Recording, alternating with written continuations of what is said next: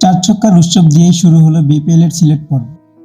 Sylhet strikers ও রংপুর স্ট্রাইকার্সের ম্যাচে বোলারদের কাঁদিয়ে রান উৎসব করেছেন ব্যাটসম্যানরা। যে ম্যাচে ২০৫ রান করেও জিততে পারেনি সিলেট। ২০৬ রানের লক্ষ্যটা রংপুর ৬ বল ও ৮ উইকেট হাতে রেখেই পেরিয়ে ৪ ম্যাচে চতুর্থ জয় পেয়েছে।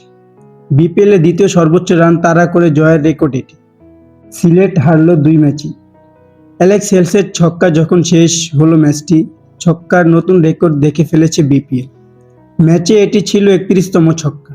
বিপিএলের এক ম্যাচের আগে ২৯টি বেশি ছক্কা কেউ দেখেনি। ২৯টি ছক্কার ২ ম্যাচের একটি আবার এবারের বিপিএলই।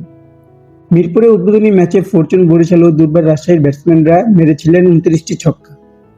বাংলাদেশের স্বীকৃতি টি-টোয়েন্টি সর্বোচ্চ ছক্কার রেকর্ড হলো এ ম্যাচে। আগের রেকর্ড ৩০ তারিখ ২০১৪ বিশ্বকাপে সিলেটেই আয়ারল্যান্ড ভার্সেস নেদারল্যান্ড ম্যাচেই দেখেছিল।